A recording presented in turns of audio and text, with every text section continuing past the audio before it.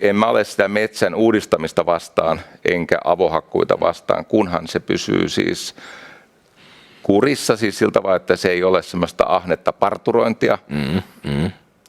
Ja sitten kunhan se on perusteltua metsänhoidollisesti sen kokonaisuuden kannalta. Niin kuin on nähty, puun hinta nousee. Meillä tarvitaan enemmän puuta, jotta pystytään korvaamaan fossiilisia. Kuitenkin puuta ei haluta niin paljon hakata, kun se sitoo hiiltä. Ja meillä on myös näitä suojelualueita pitäisi saada lisää.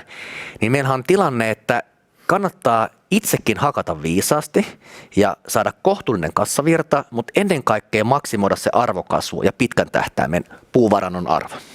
Tässä siis nämä molemmat maailmat yhdistyy, että ei haeta sitä aivan maksimaalista tämän hetken tuottoa, vaan haetaan sitä kasvavaa kantalukua, kun ajatellaan, että on se kantaluku, eli se varallisuus, Kyllä. itse metsä, ja sitten on se korkovaade, eli paljon siitä pitää irrottaa osinkoja.